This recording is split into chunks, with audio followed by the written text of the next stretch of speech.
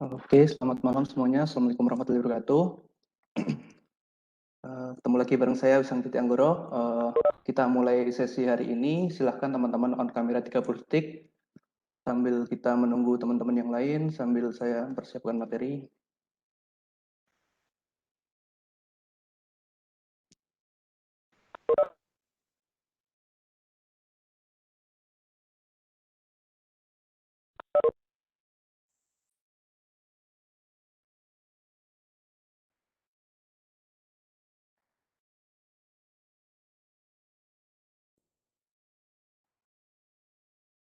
Oke, baru 39 yang datang ya.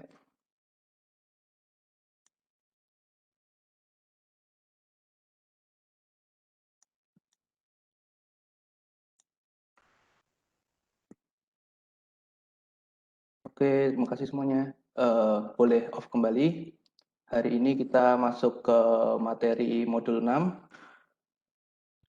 Saya share screen dulu. Satu. Oke. Kelihatan ya? Belum?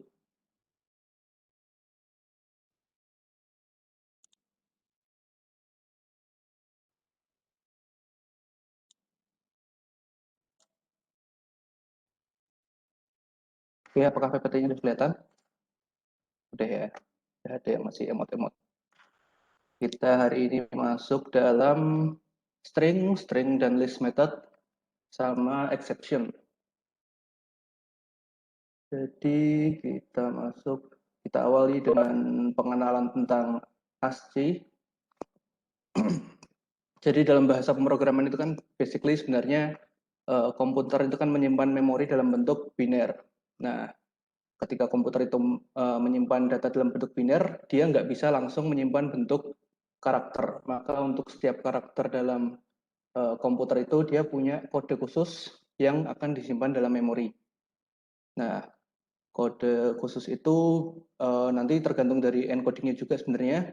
Cuman yang kita pakai hari ini itu adalah ASCII. Itu encoding yang paling simple untuk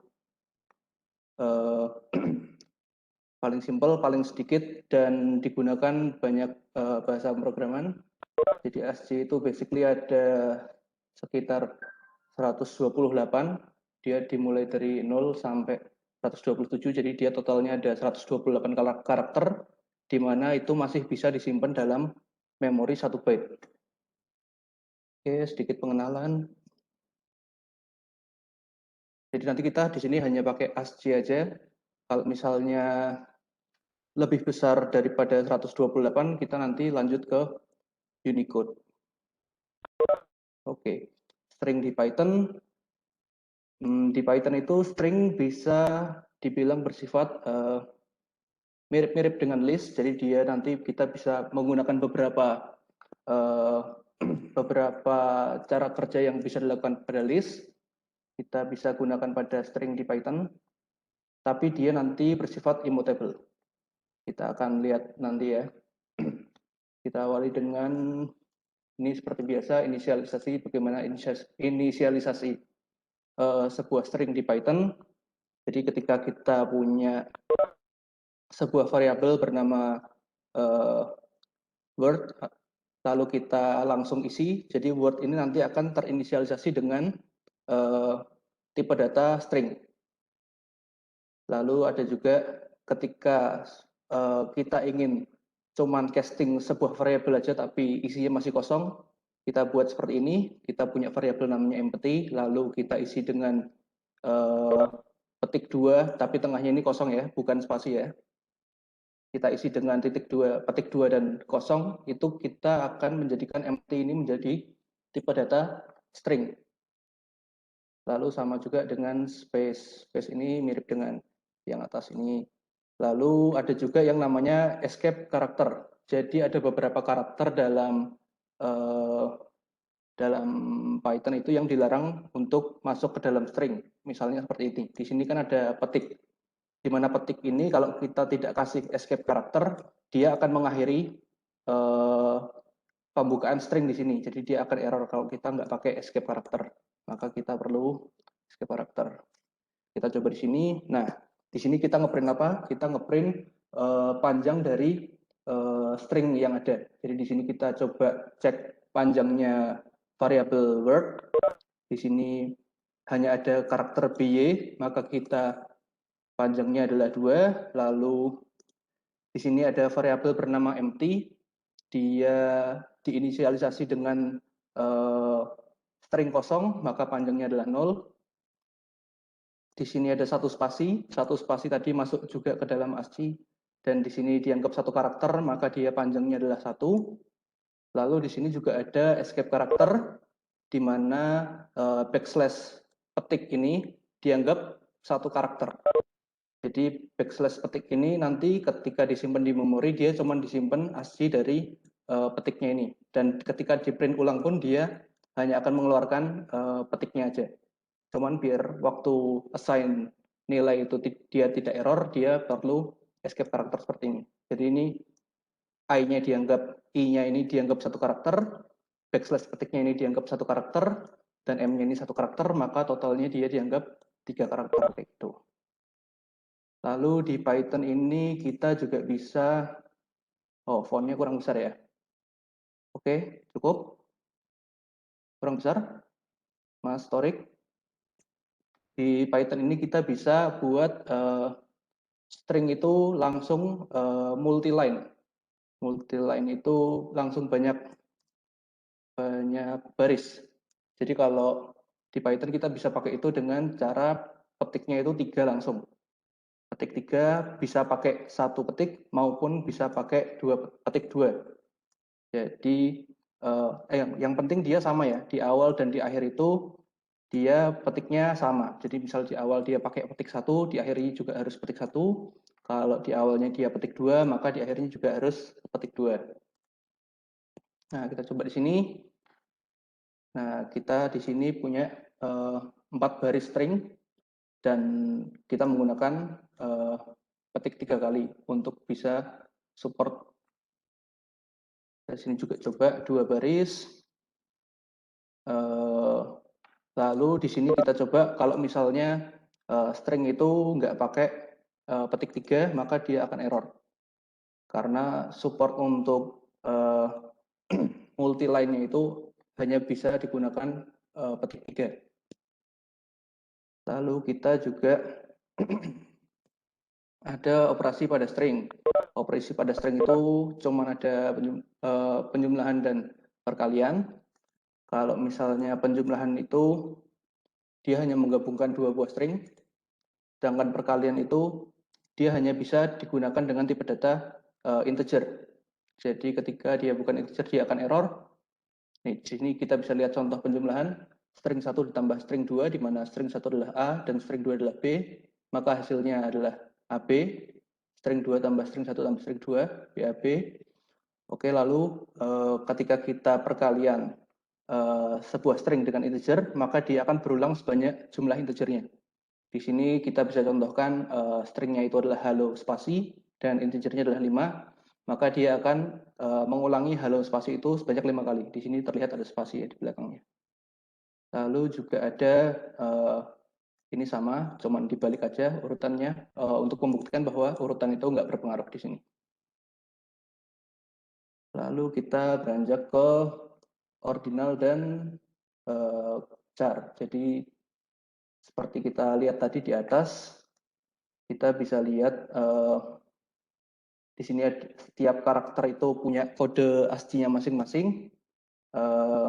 Nah, fungsi ordinal dan char ini adalah untuk mengubah suatu karakter menjadi angkanya dalam encoding ASCII, dan kalau char ini adalah kebalikannya. Jadi dia mengubah suatu nilai angka menjadi bentuk karakter pada tabel ASCII-nya. Dari sini bisa coba. Nah, ketika kita punya karakter A besar, A kecil, dan spasi, lalu kita panggil ordinal dari A besar, A kecil, spasi, kita bisa cek di sini nilainya 65, 97, dan 32. A besar ini kita cek lagi di tabel ASCII. A besar ini nilainya 65, A kecil nilainya 97, dan spasi itu nilainya 32. Lalu ada juga yang ketika dia lebih besar dari tabel ASCII, maka dia akan menggunakan encoding Unicode. Kita bisa panggil dalam bentuk variabel seperti ini, maupun kita bisa panggil langsung. Cuman dia akan error kalau stringnya itu bukan cuma satu karakter ya, jadi dia khusus untuk satu karakter. Oke, next. Sekarang fungsi karakter, ini kebalikannya persis dengan yang tadi. Ketika kita inputkan sebuah value, maka dia akan menghasilkan bentuk string dari sebuah nilai inputnya, bentuk karakter ya. Oke, terus di sini hanya sebuah pembuktian bahwa fungsi CHR itu adalah kebalikannya fungsi ordinal. Kita cek di sini, ketika kita punya karakter A, kita panggil fungsi ordinal, lalu kita masukkan lagi ke dalam fungsi karakter. Kita ngecek apakah dia hasilnya sama, dia true. Dan sama juga dengan ketika kita punya sebuah value, lalu kita masukkan value ini ke dalam fungsi CHR, lalu kita balikan lagi ke dalam fungsi ordinal, maka dia juga sama dengan nilai aslinya. Oke. Nah, di sini mulai kita bisa melihat bahwa string itu di Python pada beberapa kali bisa diperlakukan selayaknya list. Contohnya di sini adalah indexing. Jadi indexing ini kita di sini contohkan dengan fungsi perulangan. Jadi kita di sini perulangan dari 0 hingga panjang dari example string. Di mana example string ini adalah kominfo, gede semua. Kominfo ini kan 7 karakter ya. 7 karakter, maka di sini nanti akan dia berulang dari 0 sampai 6. Lalu dia akan ngeprint example string mulai dari 0 sampai 6 pada indeks 0 sampai 6 dan selalu diakhiri dengan koma spasi. Kita cek. Nah, jadi pada perulangan pertama dia akan ngambil example string pada indeks ke 0, indeks ke 1, kedua, ketiga, dan seterusnya. Kita juga bisa cek langsung di sini kalau misalnya pengen lebih jelas. Misalnya kita ambil example string pada indeks ke 0. Nah, pada indeks ke 0 kan berarti dia mulai dari pertama ini, mulai dari K. Sedangkan pada indeks ke min 1, dia akan mengeluarkan bagian akhirnya yaitu O besar. Itu untuk indexing. Lalu juga bisa digunakan untuk iterating. Jadi kita bisa langsung panggil misalnya dalam for, kita for karakter in example string, lalu kita print bentuk ordinal dari karakter tersebut, maka nanti outputnya adalah angka ASCII setiap karakter dari kominfo. Atau kalau kita mau lihat lebih detailnya, misalnya yang simpelnya, kita ngeprint setiap karakter dalam kominfo. Nah, di mana example string ini digunakan untuk iterating dari perulangan for di sini. Kayak gitu. Lalu bisa juga kita slice sama kayak tuple ataupun list kemarin. Di sini kita slice itu bisa 3 parameter ya. Jadi kalau cuman 2 parameter dia mulai dan akhir, kalau misalnya 3 parameter itu dia ada mulai, akhir, dan lompatnya. Jadi kita di sini contohkan ketika kita punya variabel bernama alpha, alpha itu kita isi dengan A, B, C, D, E, F, lalu kita panggil mulai dari indeks pertama hingga indeks terakhir, lompat 2, kita hasilkan BDF. BDF itu mulai dari pertama, lompat 2, D, hingga terakhir, lompat 2 lagi, F. Itu kalau ada 3 parameter. Kalau misalnya cuma 2 parameter, dia akan slicing seperti list kemarin, mulai dari misalnya di sini kita contohkan 1 sampai 3, maka 3-nya di sini nggak akan masuk, jadi kita cuma ambil 1 dan 2, cuma ada BC, dan seterusnya. Ini mirip banget dengan list yang kemarin pada modul 3 ya. Oke, lalu kita juga bisa ada operator in dan not in. Ini untuk ngecek apakah sebuah karakter atau sebuah substring itu ada pada variabel string tertentu. Jadi di sini kita contohkan kita punya variabel alfabet di mana isinya itu adalah A sampai Z kecil semua. Lalu kita di sini ngecek apakah F kecil itu ada dalam alfabet. Lalu kita ngecek apakah F besar itu ada dalam alfabet. Lalu apakah 1 itu ada dalam alfabet. Maka outputnya ketika F kecil itu kita cek dalam alfabet, outputnya adalah true karena dia ada di sini. Nah, F besar ini dia nggak ada dalam alfabet. Jadi Python ini dalam konteks ini dia case sensitif. Jadi F besar ini akan berbeda nilainya dengan F kecil ini. Jadi dalam kondisi ini, apakah F besar ada dalam alfabet, dia akan return false. Lalu kita cek juga apakah 1 ada dalam alfabet, yang udah tentunya nggak ada di sini, maka dia akan return false. Terus ketika kita pakai cara ini untuk ngecek substring atau lebih dari 1 karakter, maka dia urutannya harus sesuai. Jadi di sini dia contoh apakah GHI itu ada dalam alfabet. Nah, di sini dia ada GHI dengan urutan yang sama, maka dia outputnya akan true. Ketika kita tanyakan apakah CBA itu ada dalam alfabet, CBA ini urutannya dia ada C, di sini ada C, di sini ada B, di sini ada B, di sini ada A, tapi urutannya beda. Maka dia nggak akan dianggap sama. Jadi dia outputnya adalah false. Jadi ketika ingin menggunakan lebih dari 1 karakter atau ngecek suatu substring ada dalam string apa enggak, dia harus sama urutannya. Oke, next. Nah, bedanya dari list ini yang utama adalah string itu bersifat immutable. Immutable itu nggak bisa dirubah-rubah, nggak bisa di metode-metode yang bisa kita gunakan dalam list seperti append dan insert itu nggak bisa kita gunakan di sini. Juga fungsi delete index itu nggak bisa dilakukan di sini. Delete index ya. Kalau delete variable nanti dia akan bisa. Coba di sini kita lihat ketika ada variabel alfabet yang isinya karakter dari A sampai Z, lalu kita coba untuk delete hanya pada indeks ke 0, maka dia akan error dengan keterangan string object doesn't support item delete.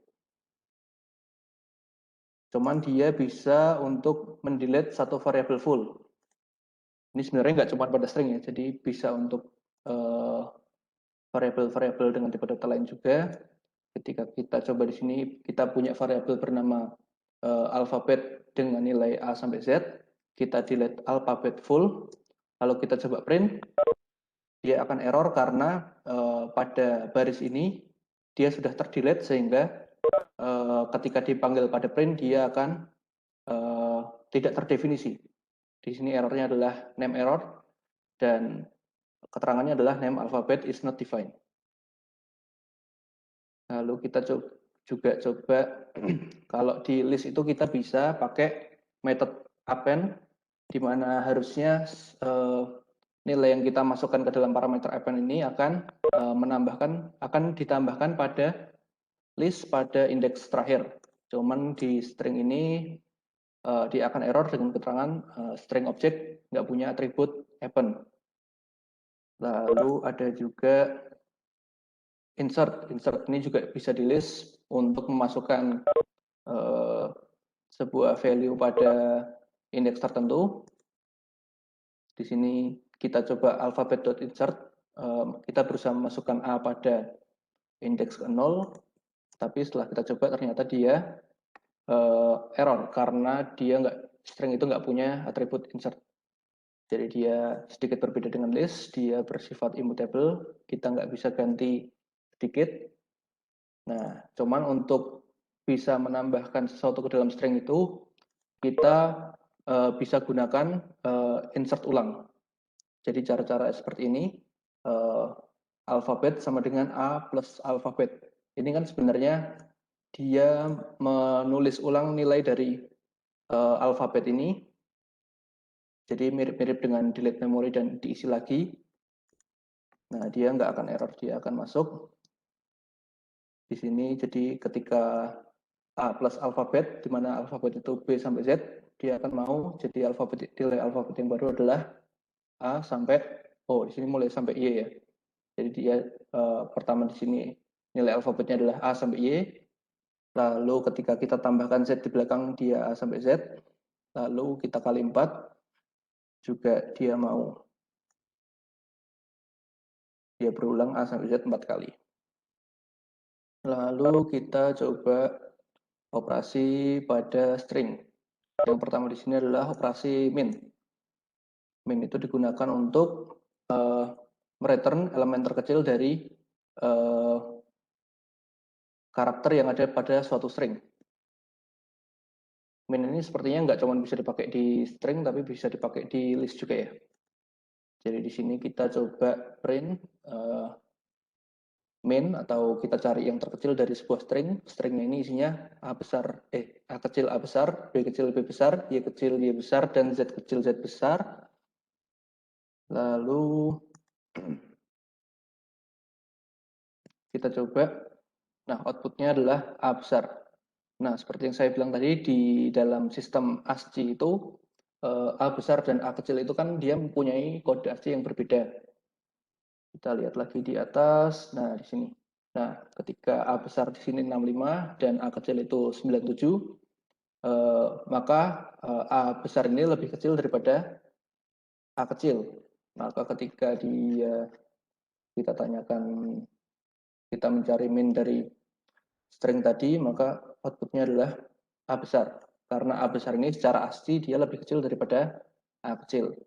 Terus B, Y, Z sudah jelas lebih dari nilai A. Ada juga kita punya string misalnya, the night Husaini. Nah, di sini kita outputnya adalah spasi, karena spasi dalam ASCII-nya dia lebih kecil. Nah, di sini dia spasi itu kodenya adalah 32. Kita tadi juga punya petik, di mana petik itu kodenya 34.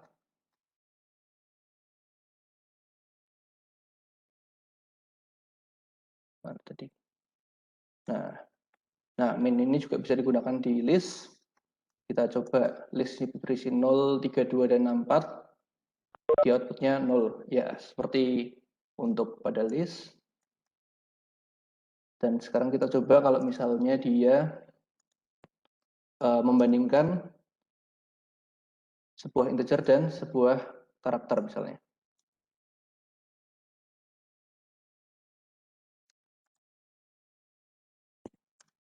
Nah, kalau misalnya dia membandingkan integer dan karakter, dia akan error karena dia nggak support untuk membandingkan string dan integer.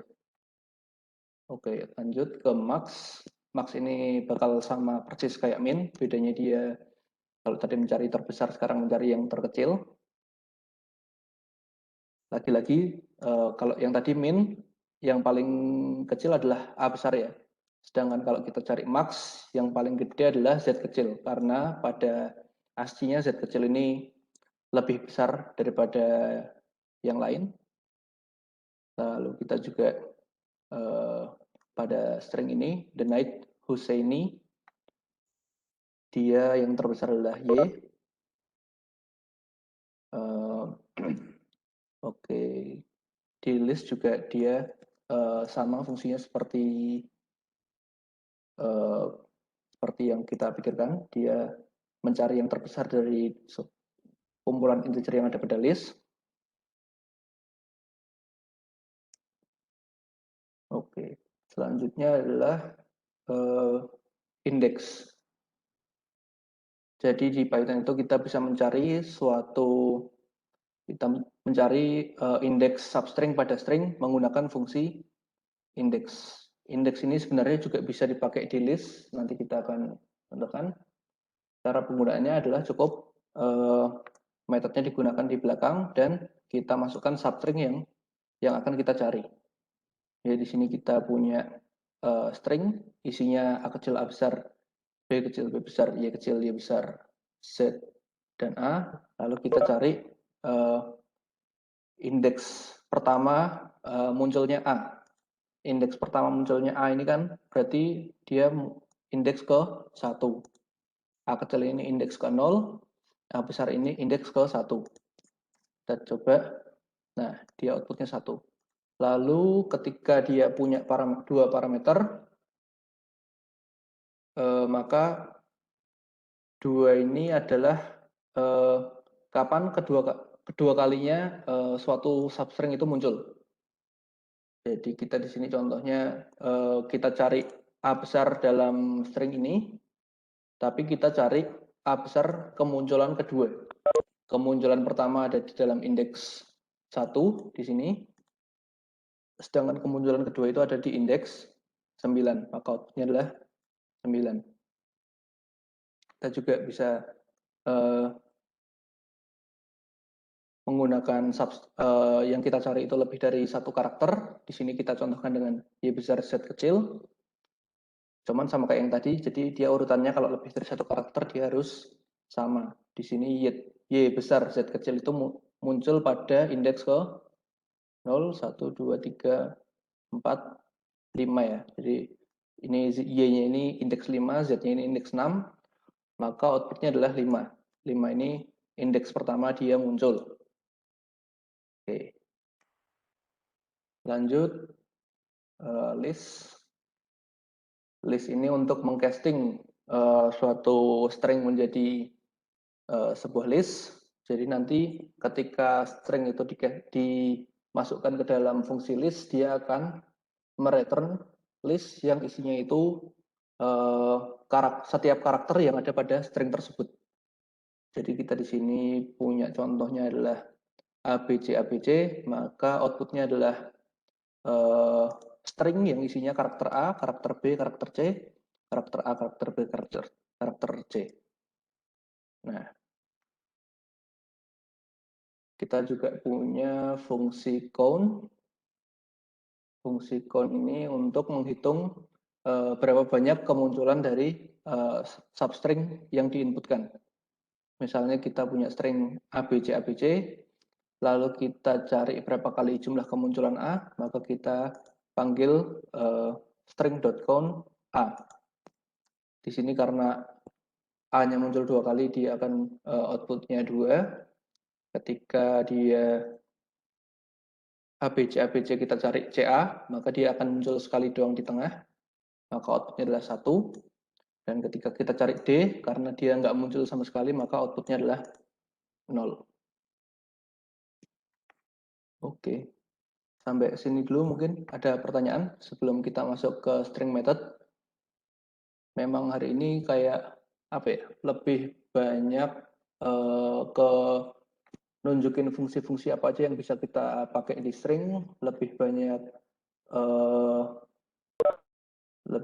apa ya namanya, kayak hafalan lah, bukan yang kayak kita mikir-mikir kayak yang kemarin.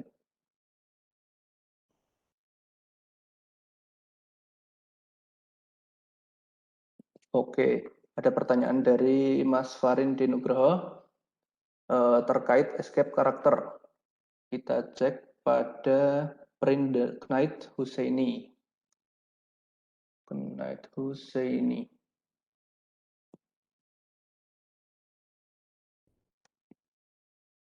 Nah, di sini, nah yang dipertanyakan adalah kenapa petik 2 ini nggak perlu escape karakter.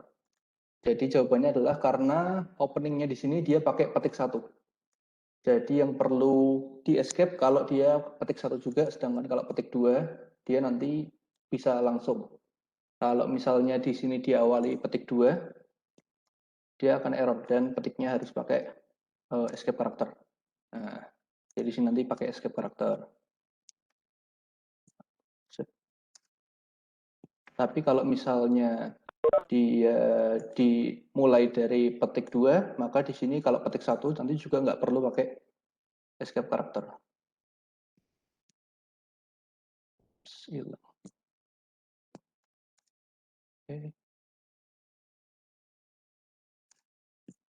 Oke, terjawab ya, Mas Farid. I see, thanks Mas. Oke, yang lainnya ada pertanyaan mungkin? Kita kalau nggak ada pertanyaan masuk ke dalam apa tadi?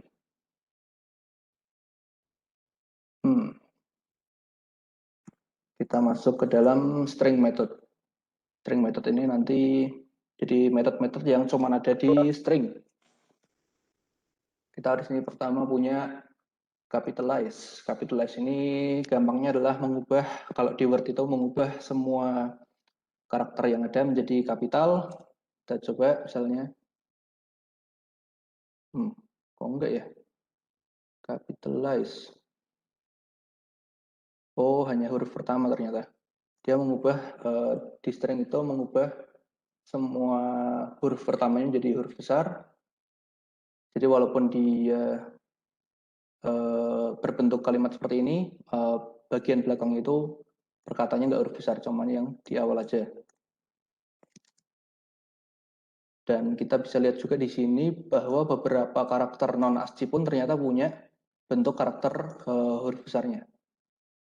Sedangkan ketika kita masukkan angka, dia nggak berpengaruh. Ketika kita awalnya adalah spasi, maka awal di sini juga tidak kena fungsi capitalize ini.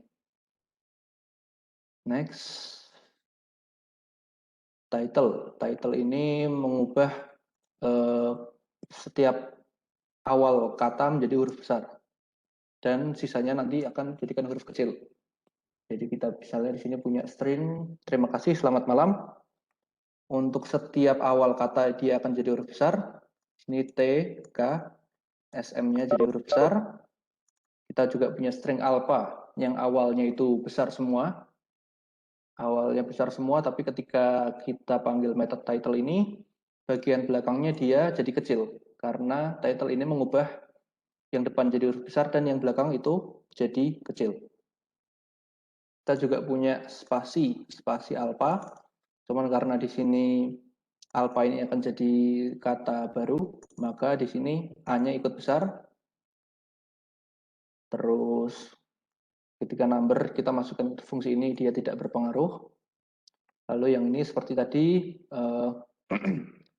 dia awalnya itu besar walaupun dia ternyata bukan masuk ASCII, tapi dia ternyata punya bentuk huruf besarnya. Oke, next kita punya method center, di mana center ini untuk menengahkan dan menambahkan jumlah karakter. Jadi contohnya di sini kita punya string yang isinya adalah beta, lalu kita panggil center, kita cek langsung ya. Nah, ketika jumlah karakter inputnya ini lebih kecil daripada jumlah karakternya stringnya, maka dia nggak akan berpengaruh apa-apa.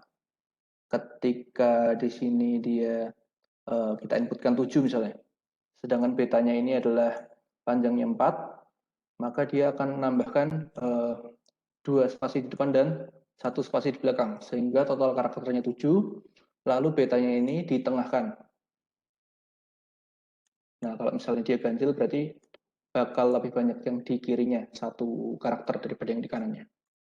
Lalu kita coba 10, maka di sini harusnya ada 3 spasi di depan, 3 spasi di belakang, dan betanya sendiri 4, totalnya 10. Kita juga bisa mengganti spasinya itu dengan karakter lain menggunakan parameter keduanya. Jadi di sini kita coba beta.center 20 ini panjang karakternya dan strip ini penggantinya spasi, maka kita akan punya string sepanjang 20 karakter, diawali dengan strip pengisi dan diakhiri dengan strip pengisi. Lalu string kita inputnya tadi, string kita yang kita gunakan method center ini akan ditengahkan, kayak gitu. Lalu kita punya juga fungsi endswith. Endswith ini untuk ngecek apakah suatu string itu diakhiri dengan suatu substring. Dia outputnya adalah true atau false. Jadi kita di sini punya string namanya zeta. Kita cek apakah zeta itu berakhiran A, apakah zeta itu berakhiran A besar, apakah zeta itu berakhiran et, apakah zeta itu berakhiran eta. Nah, ketika dia berakhiran A, maka outputnya adalah true. Berakhiran A besar, dia bukan A besar, outputnya false. Apakah dia berakhiran ET, di mana di sini ET itu tengahnya, tapi nggak menyentuh akhir, dia outputnya false. Ketika dia apakah zeta berakhiran eta, eta ini adalah 3 karakter belakang, maka dia outputnya true. Nah, ketika suatu method itu fungsinya true atau false, dia juga bisa langsung dimasukkan ke dalam pengkondisian. Jadi ketika kita pakai if else, if kondisi itu kan yang penting true atau false. Jadi kita bisa langsung masukkan method yang outputnya true atau false seperti ini ke dalam kondisi. Nah, di sini kita coba apakah epsilon itu berakhiran dengan on. Kalau misalnya ya, print ya. Kalau misalnya enggak, print enggak. Di outputnya adalah yes. Oke, lanjut. Kita punya metode yang namanya find. Find ini enggak ada bedanya sama sekali dengan index yang saya sebutkan sebelumnya. Bedanya adalah find ini cuma ada pada string, dan dia ketika nggak menemukan sesuatu, nggak menemukan yang kita cari, dia outputnya -1. Sedangkan kalau index tadi, dia akan mengeluarkan error. Kita coba ya. Nah, misalnya di sini kita punya sebuah variabel, nah isinya adalah theta, lalu kita print apakah kita mencari eta pada theta. Eta ini kan ada pada indeks ke 0, 1, 2. Nah, dia outputnya 2. ET juga 2 karena dia mulai dengan sama dengan eta. Lalu the ini dia dimulai dari indeks ke 0, THE. Nah, kalau misalnya seperti ini, H, dia akan outputnya -1. Sedangkan kalau kita pakai indeks, dia outputnya akan error nanti. Nah, seperti ini. Error dengan keterangan substring not found. Kita harus pakai try catch ya, kalau mau pakai indeks. Oke. Terus, oke, ada pertanyaan dari Mas Galuh Prihantoro. Apakah fungsi-fungsi ini bisa digunakan untuk string multiline? Kita cek langsung ya. Misalnya kita di sini datanya itu pakai multiline.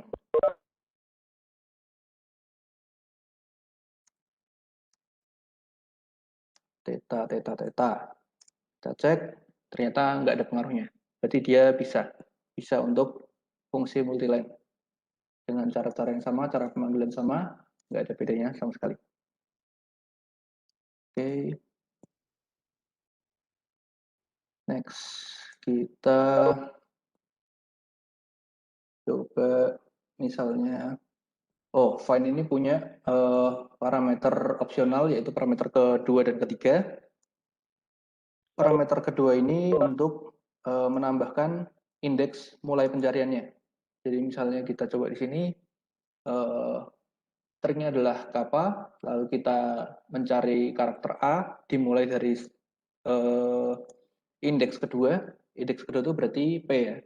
K ini indeks ke 0, A ini indeks pertama, dan P ini indeks kedua. Maka dia, nah outputnya adalah 4. Dia akan mulai mencari dari indeks kedua, di sini ketiga. Nah, yang di outputkan ini adalah A yang belakang ini. Outputnya adalah 4. Lalu kita juga bisa gunakan find ini menggunakan 3 parameter. Parameter yang ketiga ini adalah indeks yang indeks terakhir, batas indeks akhir yang nantinya digunakan untuk pencarian. Jadi kita di sini coba sama, stringnya adalah KA PPA, kita mencari A dimulai dari indeks 1 sampai batasnya adalah indeks 4. Tapi indeks 4 ini nggak masuk seperti biasa dalam Python ya. Jadi nanti dia mencarinya adalah mulai dari 1, A yang ini, sampai indeks 3. Nah, dia hanya mencari di APP ini. Lalu outputnya adalah 1, karena 1 ini yang pertama kali dia cari langsung kena. Kalau kita mulai dari 2, berarti dia hanya mulainya dari P ini sampai batasnya adalah 4. Berarti dia hanya mencari di PP ini. Kita cari karakter A. Maka outputnya adalah -1 karena di dalam PP ini nggak ada A. Kayak gitu. Selanjutnya, find. Fnd sama dengan text.find. Kalau misalnya find-nya nggak ada, maka print find, mana find nanti akan jadi indeksnya ya. Terus dia kalau misalnya ketemu, dia akan mencari,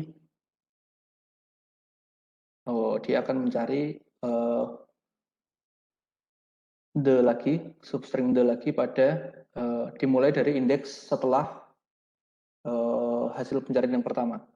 Jadi dia harusnya nanti outputnya adalah mengeluarkan semua indeks the yang ada pada teks panjang ini. Nah, ini nanti bisa dipakai buat nyari-nyari di dokumen atau kayak fitur search yang ada pada browser kayak gitu, mungkin cara pencariannya kayak gini ya. Kalau misalnya Python diimplementasikan. Oke, selanjutnya adalah method isAlnum. Method isAlnum ini untuk mengecek apakah sebuah string itu berisi alfabet atau angka saja. Alfabet atau angka saja berarti mencakup huruf kecil, huruf besar, dan numerik. Nah, kita cek di sini lambda 30 hanya berisi angka saja, angka dan huruf saja, maka outputnya true.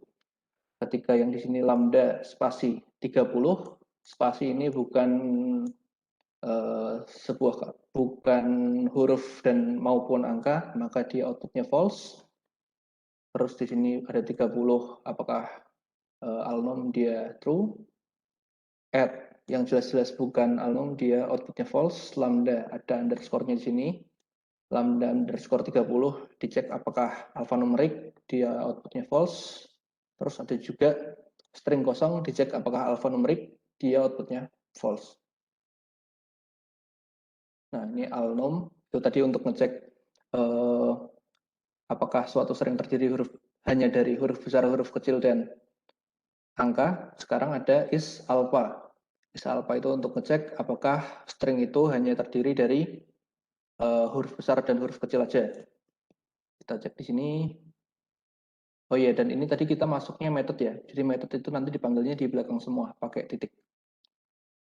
Kita cek di sini misalnya mu. Mu itu kan hanya terdiri dari M besar dan O kecil. Apakah dia is alpha? Maka outputnya adalah true. Ketika kita cek mu tapi tengahnya itu ada spasi, kita cek is alpha, dia outputnya false karena ketika sampai di sini dia return false. Kita cek lagi apakah mu 40 itu adalah is alpha, maka dia outputnya adalah false karena 40 ini bukan huruf besar maupun huruf kecil, dia numerik, maka outputnya false. Selanjutnya kita punya metode isDigit. IsDigit ini untuk mempertanyakan apakah sebuah string itu berisi angka saja atau enggak. Kita contoh di sini 2018, dia outputnya true karena dia numerik semua. Nah, di sini kita sedikit tricky, misalnya kita coba 500.000 tapi pakai titik. 500.000 pakai titik, lalu kita beri metode isDigit, ternyata outputnya adalah false. Jadi di sini dia nggak dianggap sebagai angka, maka outputnya false. Lalu ada juga kita coba year 2019, di mana year ini bukan numerik, maka outputnya false. Kita coba isLower method.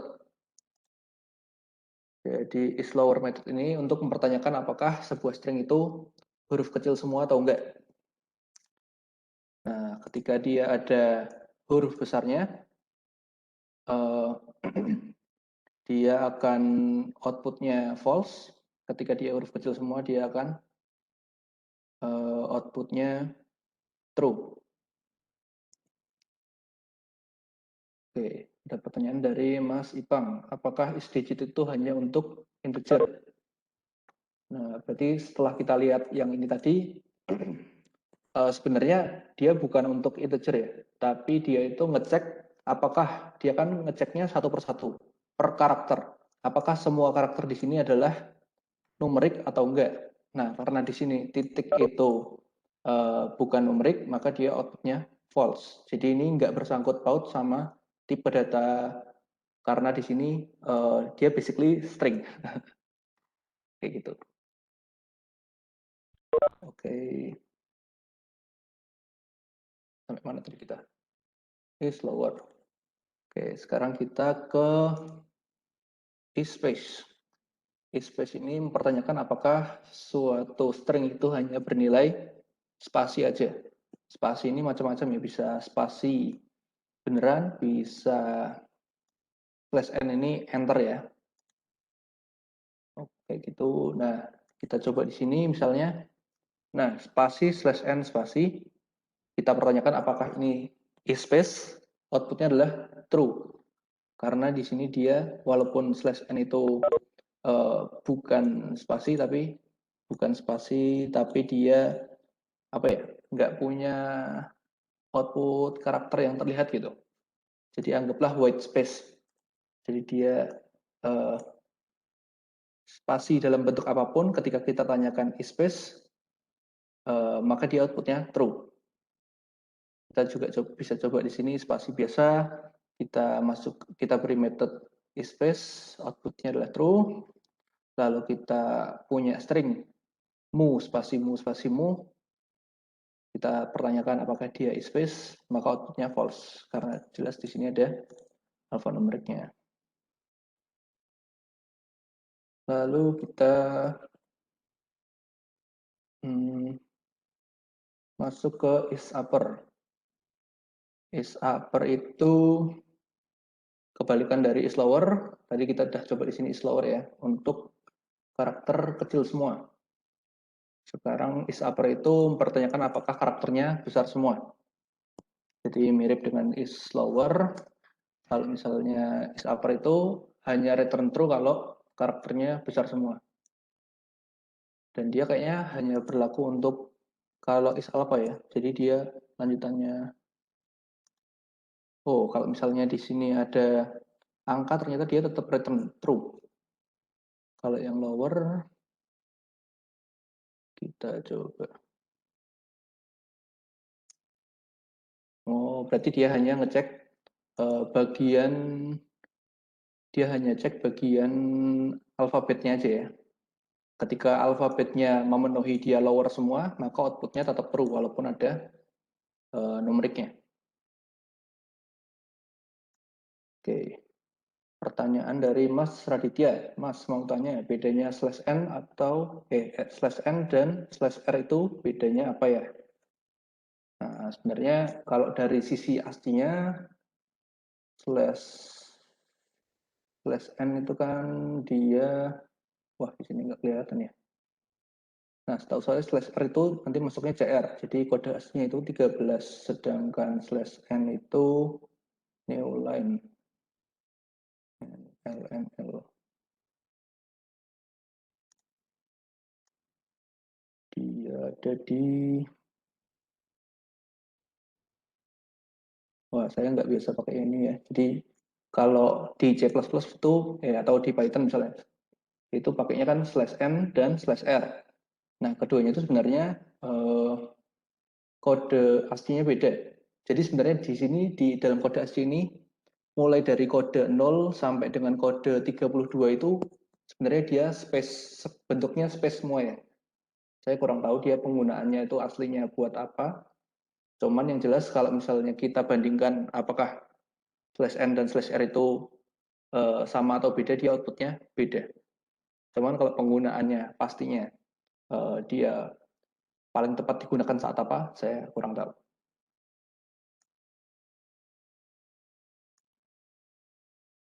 Oke, next tadi kita sampai dengan join.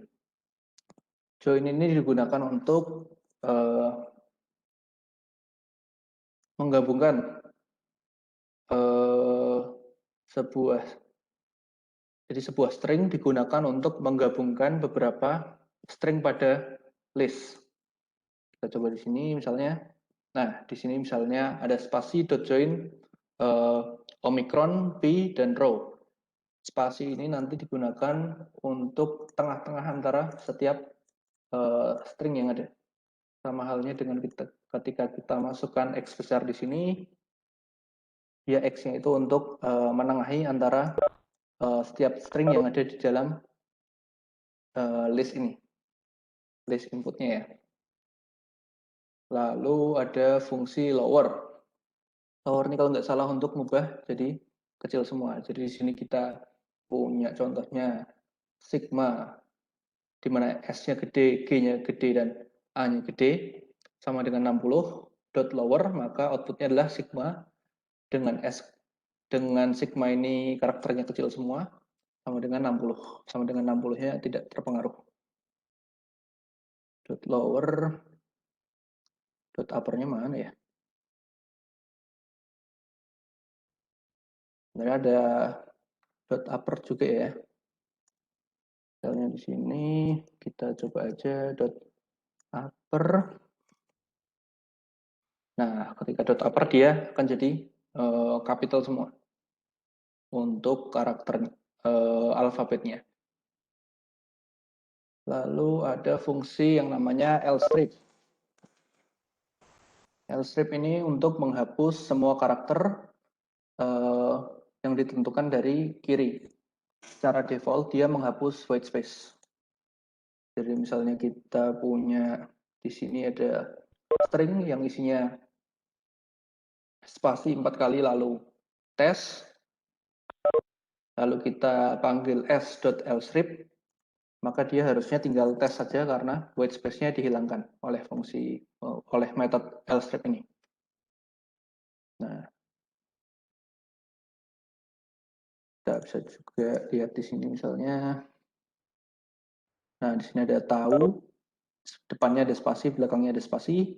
Ketika kita gabungkan dengan lstrip, bagian depannya, spasi bagian depannya itu dihilangkan oleh metode lstrip ini. Nah, metode lstrip ini bisa juga digunakan dengan parameter yang kita panggil. Nah, untuk parameter yang kita panggil ini, maka dia akan menghilangkan string yang mengandung parameter yang kita panggil. Misalnya kayak gini.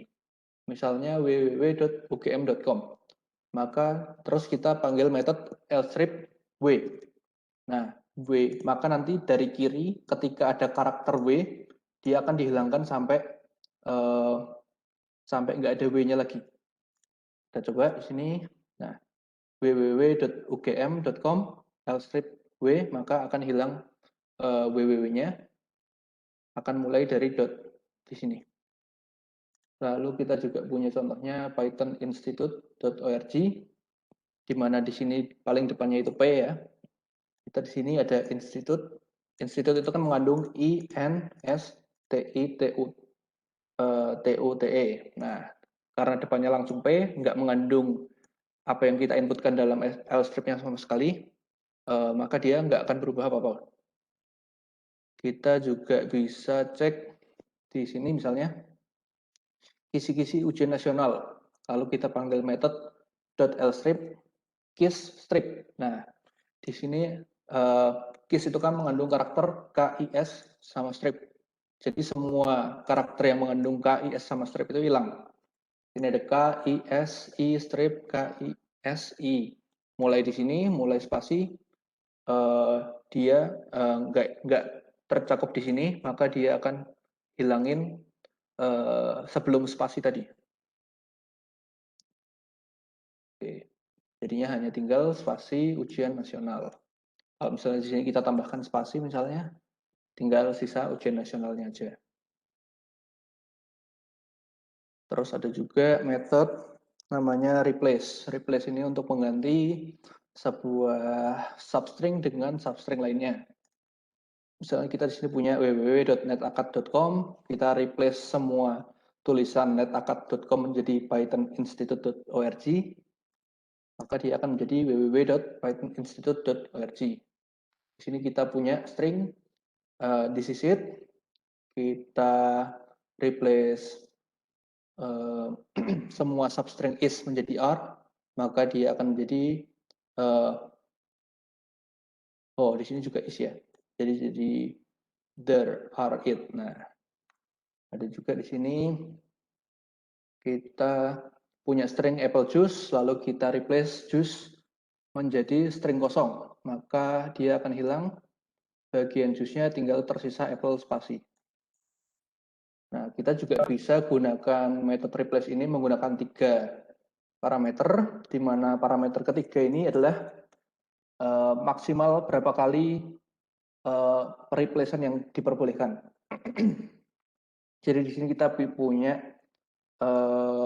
string isinya Nusantara Indonesia, kita replace A-nya menjadi U, maka dia akan menjadi Nusunturu Indonesiu. Jadi semua A-nya diganti jadi U. Sedangkan kalau kita pakai 3 parameter dengan parameter ketiga itu kita isi 2, maka dia hanya boleh mengganti 2 kali saja. Jadi di sini Nusa A-nya 1, Nusantara T-nya di sini A yang kedua, maka hanya itu yang ganti jadi U. Sisanya nanti tetap jadi A. Kayak gini. Oke.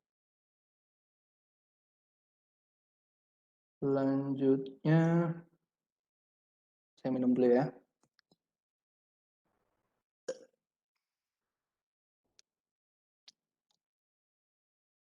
Kita punya fungsi rfind.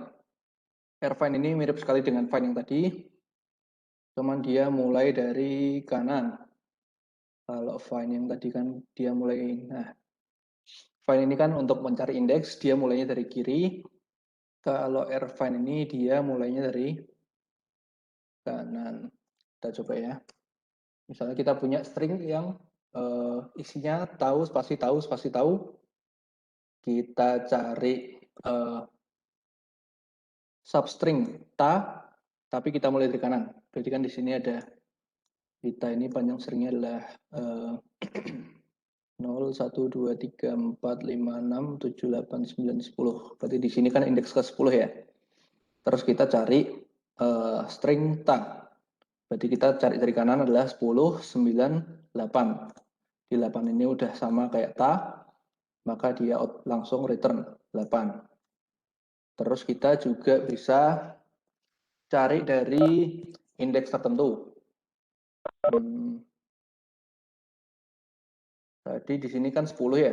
10 berarti mulai 9 kan di 1, 0, 1, 2, 3, 4, 5, 7, 8, 9. Kenapa dia hasilnya -1? 10 Irvine tadi dari 9.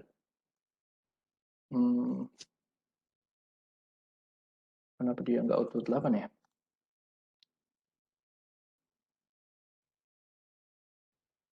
Kalau misalnya ta dimulai dari indeks ke 9. Oh, dia mulainya dari 9 tapi ke kiri. Terusnya ke kiri ya? 0, 1, 2, 3, 4, 5, 6, 7, 8, 9. Nah, ini saya bingung ini kenapa dia nggak output 8. Kita coba dulu yang selanjutnya. Misalnya kita punya tahu, lalu kita mulai dari 3 sampai 9. 3 itu kan harusnya di sini. Oh, kalau dia 9, berarti apa ini 9-nya nggak masuk ya? Kalau 9-nya nggak masuk kan berarti dia mulainya dari bisa jadi sih. Jadi 9-nya ini sama kayak ending pada Python, kayak misalnya in range. In range itu kan misalnya awalnya in range 0.29 kan berarti dia 0 sampai 8. Nah, bisa jadi ini 9 ini karena dia mulai dari kanan, 9 ini mungkin nggak termasuk ke dalam yang bisa dicari. Jadi kalau misalnya dia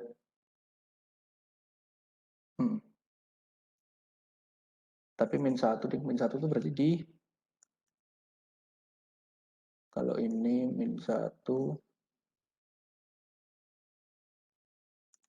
Wah, teori saya ternyata nggak berhasil. Oke, kita mungkin lewati ya. Nanti saya cari di akhir, nanti kalau masih ada waktu, kita lanjut dulu aja. Oke, saya baca pertanyaan dulu.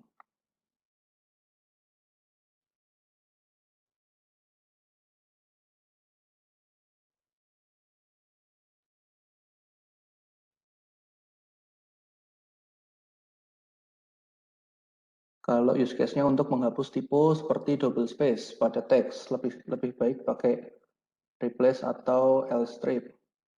Kalau menurut saya baiknya pakai replace sih. Kalau lstrip kan dia cuma ngilangin yang dari depan aja. Dari depan aja, misalnya double space-nya di tengah, nanti dia nggak hilang. Mending di replace double space jadi satu space misalnya. Oke. Selanjutnya,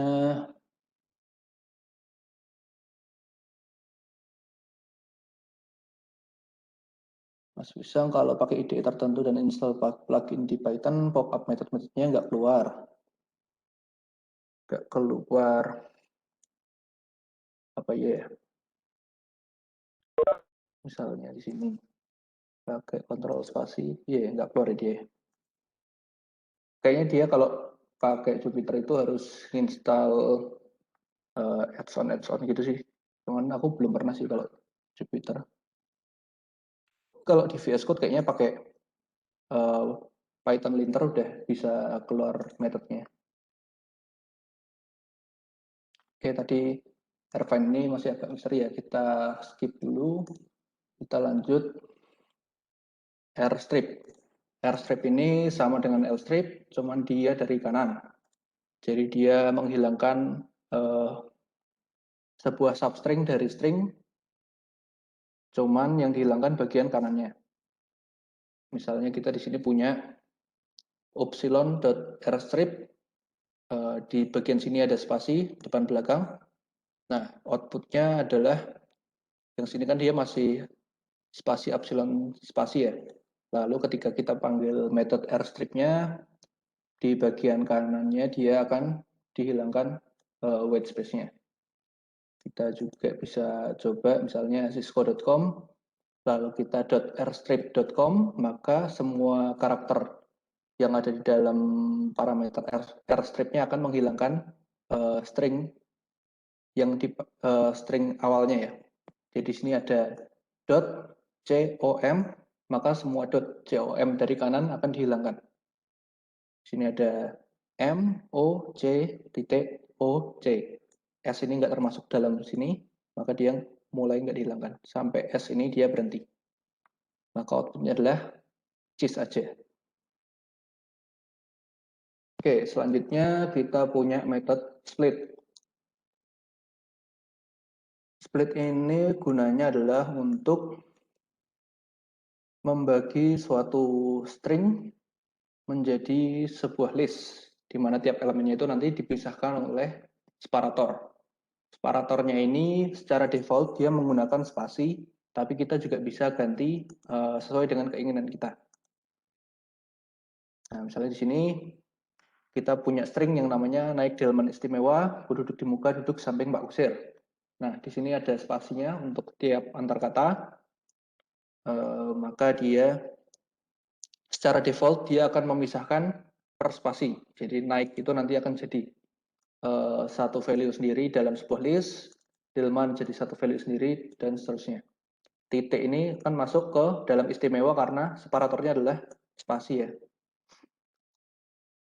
Kita coba separatornya adalah spasi, tapi kita inputkan manual, outputnya bakal sama persis dengan tanpa input. Lalu kita coba separatornya adalah titik. Di sini dia ada 1, 2 titik yang ada dalam string ini, maka outputnya adalah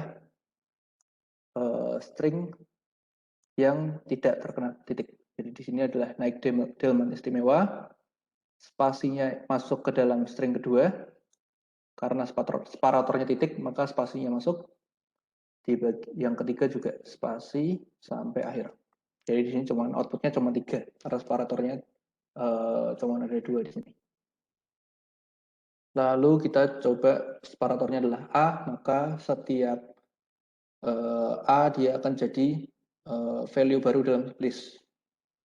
Dimulai dari naik, maka N-nya akan jadi sendiri, del sampai M ini dia jadi value sendiri, ini juga sendiri, dan seterusnya.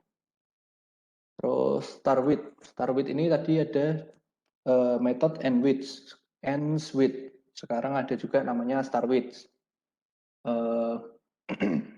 Dia sama kayak end with, cuman dia untuk ngecek apakah suatu string itu diawali dengan sebuah substring yang kita inputkan.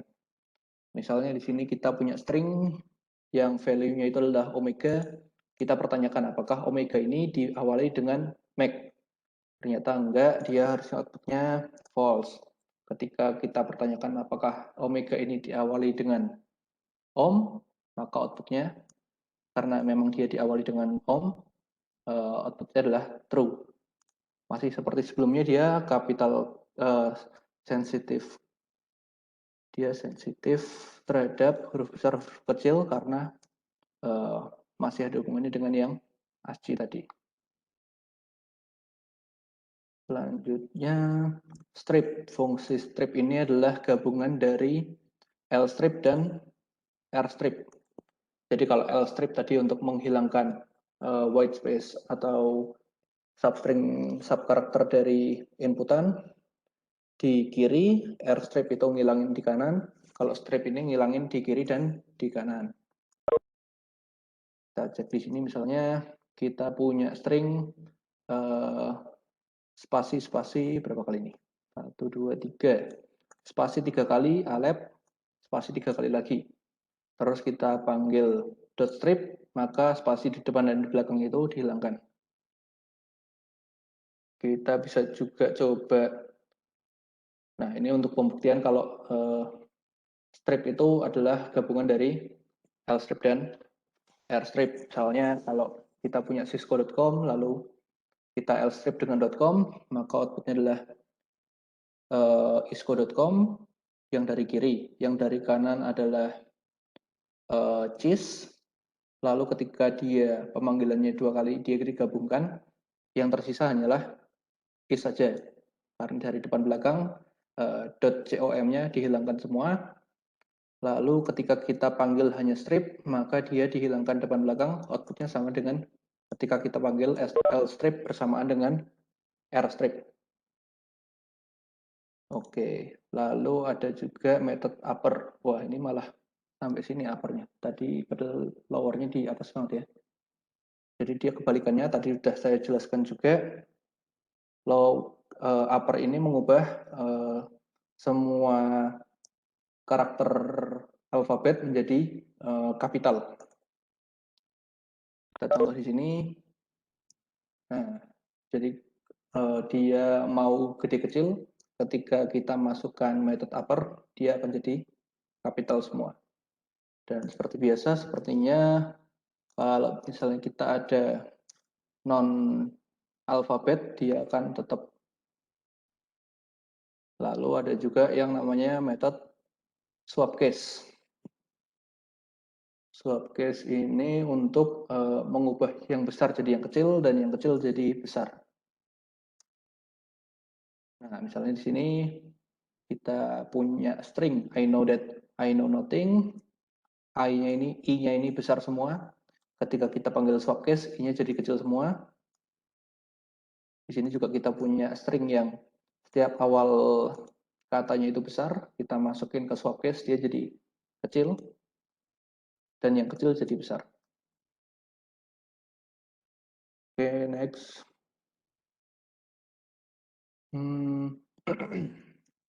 Kalau misalnya dilakukan bersamaan, jadi tidak bisa gantikan lower atau upper. Kita cek. Maksudnya ini ya, ketika dia awalnya dipanggil lower dulu, dia akan ngecilin, lalu digedein lagi, dia akan gedein. Kalau swap case itu dia ngubah yang kecil jadi besar dan yang besar jadi kecil. Tapi swap case ini bukan berarti dia bisa digantikan dengan pemanggilan secara bersamaan lower dan upper. Ya ini kalau paham mindsetnya sebenarnya kelihatan jelas sih. Beda dengan yang L strip sama merupakan gabungan L strip sama R strip tadi. Oke, selanjutnya kita cek dulu ya.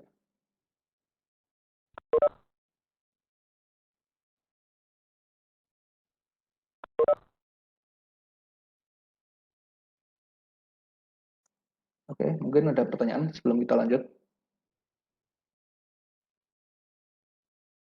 Lab kayaknya nggak perlu kita bahas di sini ya. Lab itu untuk pengayaan ilmu aja kalau teman-teman mau garap. Dan takutnya kalau garap lab nanti malah habis sih waktunya. Labnya sepertinya juga tersedia di NetAcad. Bisa diperjalan.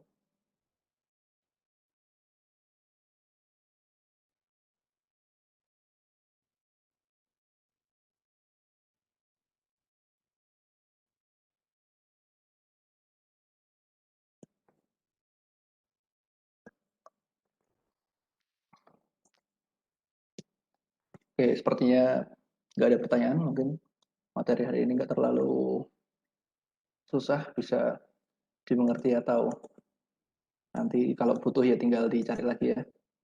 Kita berlanjut ke string in action. Pertama-tama kita ada membandingkan string. Kita di sini punya contoh alpha sama dengan alpha, apakah sama? Maka dia akan sama. Lalu kita coba juga apakah alpha tidak sama dengan alpha, tapi di sini kita lihat A, bagian depannya itu satunya kecil, satunya besar ya. Jadi dia outputnya true, karena dia nggak sama antara kecil besar. Lalu, apakah alpha lebih kecil dari alfabet? Dia true. Jadi ketika kita membandingkan string di sini itu, cara membandingkannya sama kayak kita pakai kamus. Misalnya di kamus itu kan kata alfa dan alfabet itu kalau misalnya dua-duanya ada, pasti lebih duluan alfa kan, maka dia lebih kecil. Nah, Terus selanjutnya, apakah beta lebih besar daripada beta yang B-nya besar, maka outputnya adalah true. Ini lagi-lagi sama dengan yang kamus tadi, cuman sekarang bedanya adalah ada huruf besarnya, di mana huruf besar dan huruf kecil itu kita bandingin pakai nilai ASCII-nya. Jadi B besar dan B kecil itu nilai ASCII-nya lebih besar B kecil.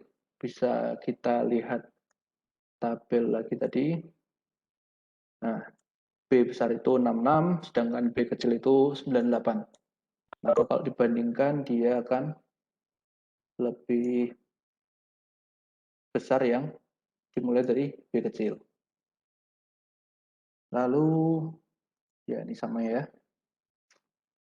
Terus kalau misalnya stringnya itu berupa angka, kita bandingkan, maka tetap menggunakan cara-cara dalam string ya. Dia nggak bisa mereturn outputnya dengan cara pikir membandingkan integer. Misalnya di sini 10 lebih besar dari 8, dia false karena 1 itu dibandingkan dengan 8 secara asli dia lebih kecil. Dan terusnya 2 dibandingkan dengan 8 dia true, 2 dibandingkan dengan 8 masih seperti cara penggunaan kamus tadi.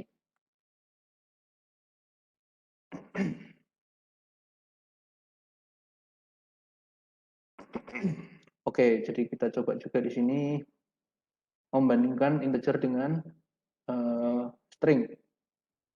Hanya bisa dilakukan untuk sama dengan dan tidak sama dengan.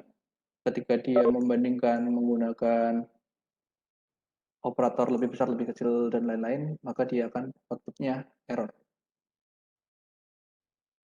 Sorting, kita punya dua fungsi default dari Python di sini untuk melakukan sorting. Yang pertama adalah fungsi sorted. Jadi ini fungsi ya, ketika dia fungsi itu, cara pemanggilannya adalah variabelnya kita masukkan di dalam fungsinya. Sedangkan kalau method itu dipanggilnya di belakang, jadi pakai nama variabelnya dot nama metodenya kayak gitu. Nah, sorting ini dia bisa dilakukan untuk string dengan cara-cara seperti urutan kamus tadi. Cuman kita sekarang di sini membandingkan perbedaan cara penggunaan sorted dan sort. Kita coba langsung. Jadi di sini kita punya list isinya omega, alpha, pi, dan gamma. Kalau kita mau pakai fungsi sorted, maka kita panggil sortednya dan kita inputkan variabelnya. Lalu di sini, nah ini adalah hasil sebelum tersorting. Nah, sorted ini nanti outputnya adalah variabel input yang sudah sort. Jadi di sini first Greek 2-nya itu adalah hasil output dari fungsi sortednya. Sedangkan ketika kita pakai fungsi sort aja atau method sort, maka dia langsung dari variabelnya. Kita di sini punya satu variabel aja namanya second Greek. Awalnya dia belum tersort. Lalu di sini kita print, maka dia outputnya sama. Lalu kita langsung panggil second Greek dot sort. Ketika kita panggil lagi second Greek, maka dia akan mengeluarkan hasil yang sudah tersort. Ini beda dengan yang tadi. Kalau di sini tadi kita lihat kita pakai dua variabel, sedangkan di sini kita cuma pakai satu variabel. Kita lihat contoh lain di sini. Misalnya kita punya sebuah list berisi integer. Nah, ketika kita panggil print sorted list, maka dia akan mengeluarkan hasil sortirannya. Tapi ketika kita pakai method .sort,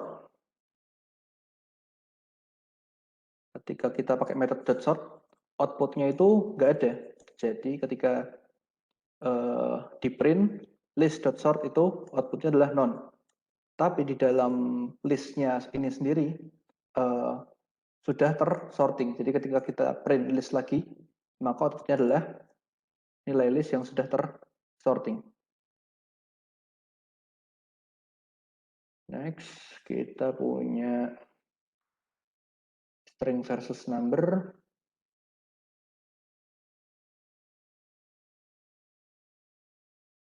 Kita coba sebuah operasi penjumlahan di dalam string misalnya. Jadi di sini awalnya adalah ITG itu adalah integer, float itu adalah nilai float. Lalu kita coba SI dan SF itu adalah bentuk casting string dari integer dan casting string dari float. Lalu kita print string 1 tambah spasi tambah string 2, maka di outputnya adalah string. Jadi ini sebenarnya string ditambah dengan string ya. Outputnya adalah stringnya itu bergabung. Kalau misalnya kita balik kita dari ini SI tadi kan dia berbentuk string, terus di sini kita cast ke bentuk integer, lalu float itu 1,3 dalam bentuk string kita cast ke bentuk float, maka dia akan penjumlahan seperti biasa karena bentuknya di sini ITJ ini sudah berbentuk integer, sedangkan FLT ini sudah berbentuk float, maka dia akan penjumlahan seperti penjumlahan biasa, 13 ditambah dengan 1,3. Pun di sini kalau misalnya dia nggak pakai spasi, dia tetap string ya. Jadi dia tidak menjumlahkan sebagaimana integer atau float, tapi dia menjumlahkan seperti string. Jadi penjumlahan di sini itu bergantung banget pada tipe data yang dipanggil. Kita ada contoh case di sini.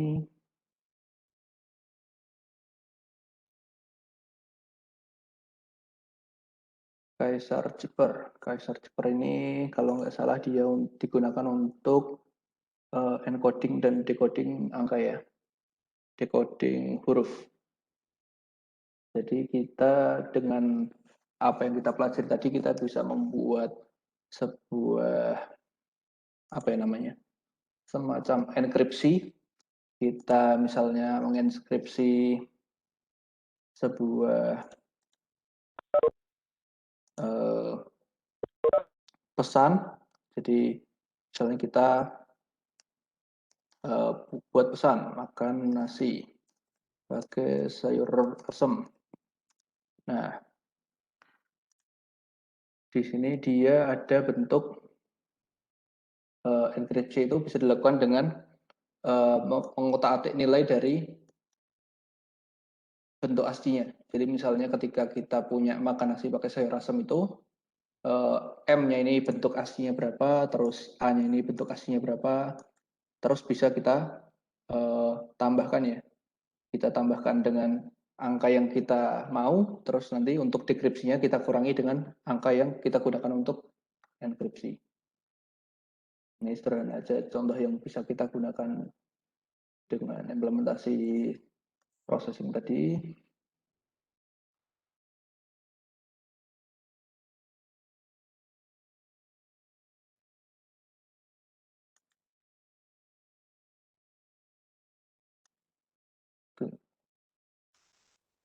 Number processor, di sini kita bisa coba membuat fungsi untuk total, tapi inputnya cuman pakai satu baris. Misalnya, nah kita batasi dengan spasi misalnya. Karena di sini nanti pakai line.split harusnya dia mau.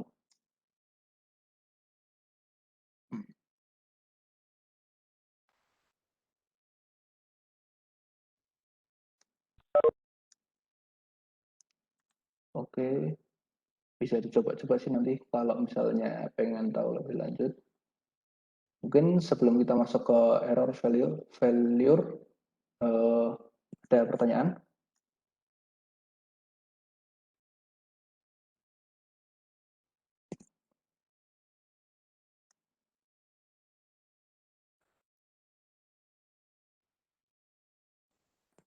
Memang bahasan kali ini kurang banyak mikir ya, lebih ke kita tahu fungsi-fungsinya, menjabarkan metode-metode yang ada pada string.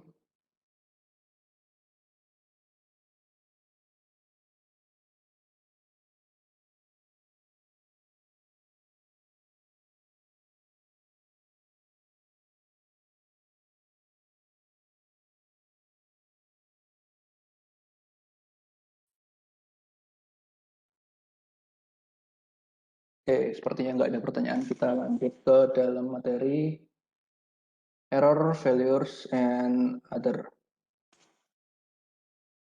Sini kita ada materi tentang exception. Jadi kita mempelajari tentang tipe-tipe exception di sini. Misalnya kita punya X sama dengan 10 dan dia sama dengan mat square. Ini apa namanya? Adalah akar ya, SQRT. Tapi di sini ketika kita panggil dalam print, oh malah ininya mat. Oh benar deh. Jadi kita di sini kan melihat errornya ya. Ketika di sini ada mat.sqrt tapi matnya belum kita import, maka dia akan mengeluarkan error. Errornya adalah mat it's not defined. Errornya tipenya adalah name error. Selanjutnya, misalnya kita di sini yang kita masukkan adalah string misalnya. Nah, maka di sini ada error yang namanya value error. Dengan keterangan dia nggak bisa mengubah string ke bentuk float. Ada juga yang namanya ketika kita membagi suatu angka dengan 0, maka error yang keluar adalah zero division error. Karena ketika suatu angka dibagi dengan 0, maka dia akan menghasilkan tak terdefinisi. Kita juga punya yang namanya index error. Index error misalnya kita punya list kosong, lalu kita berusaha mengambil nilai dari suatu indeks pada list tersebut. Maka outputnya adalah index error. Karena mylist 0 ini nggak ada. Karena list ini kosong, jadi dia belum bisa dipanggil nilai list pada indeks ke 0. Gitu. Nah, terus kita sebenarnya punya banyak banget jenis-jenis error seperti ini. Dan di Python sendiri itu kita lumayan terkelompokkan. Dan nama-nama error ini sebenarnya bisa kita pakai untuk nanti ketika kita membuat program, kita tahu jenis-jenis error yang mungkin terjadi, kita bisa mengeluarkan output sesuai dengan error-error yang mungkin terjadi. Gitu. Nah, lalu kita masuk ke try except, di mana nanti bentuk-bentuk exception yang tadi kita ketahui bisa dipakai. Ini contoh sederhana dari try except tanpa fungsi itu sendiri. Jadi kita di sini coba menghindari zero division error. Jadi di sini kita buat secara manual. Kalau misalnya inputan kedua itu adalah 0, maka dia akan print this operation cannot be done. Kita coba di sini misalnya ketika kita masukkan yang kedua itu 0, dia langsung masuk ke sini. Nah, ini contoh sederhana dari pembuatan menghindari kode itu mengarah ke error ya, secara manual. Cuman untuk lanjutnya kita bisa pakai try except. Nah, caranya penggunaan try except ini adalah dengan try, terus kode yang bakal kita jalankan, lalu ada except, di mana terus kita bisa menuliskan exception type yang kita apa ya. Jadi ketika kita accept di sini exception type-nya itu sesuai, maka akan mereturn atau menjalankan blok kode yang ada di bawahnya. Nah, exception type ini adalah sesuai dengan yang kita coba-coba error tadi. Ada index error, ada zero division error, dan lain-lain. Kita ada jenisnya nggak ya? Kita coba di sini misalnya, kalau misalnya kita nggak tuliskan exception type-nya, jadi dia akan accept untuk semuanya ya, semua jenis error type. Misalnya di sini sama kayak tadi, kita coba pembagian dengan 0. Maka dia akan, ketika di sini dia error, first number per second number, di mana second number itu 0, dia akan error, maka dia langsung masuk ke dalam except tanpa dia memanggil fungsi print. Lalu, jadi di sini outputnya adalah this operation cannot be done, lalu langsung dia print di end.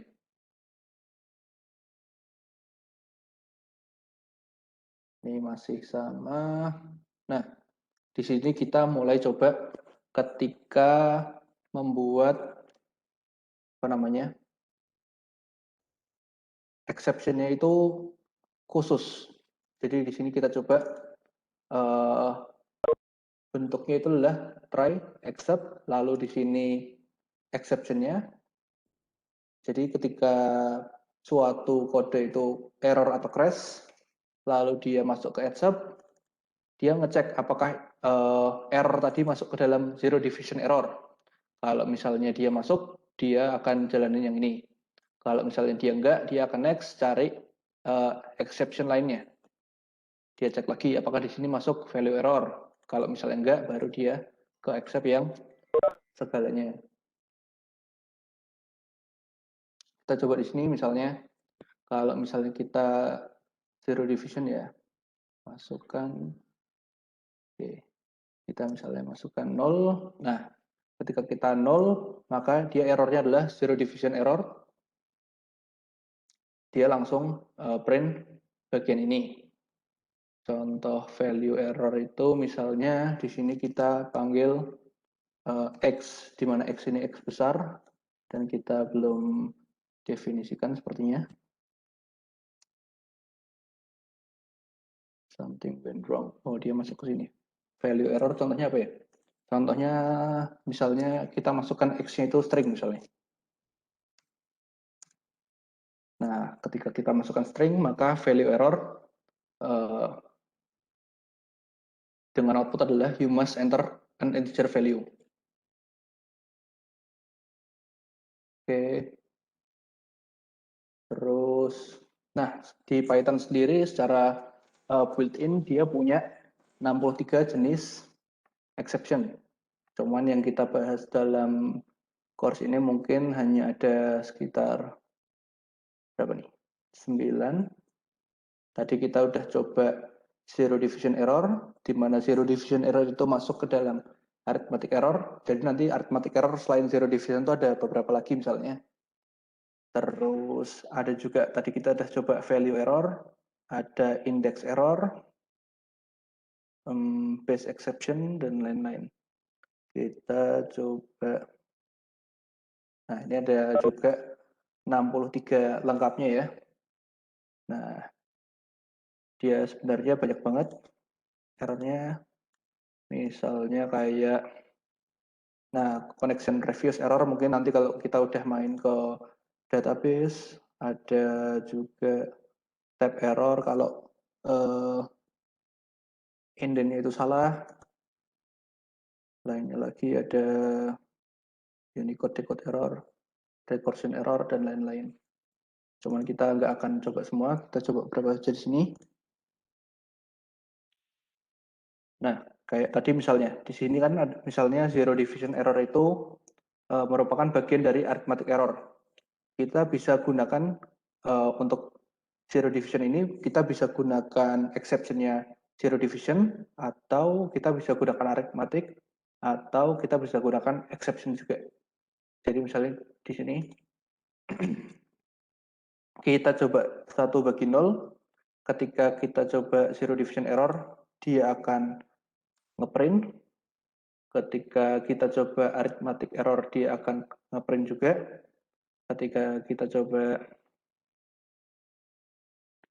exception biasa, di sini letaknya, dia akan ngeprint juga. Dan base exception, dia akan ngeprint juga.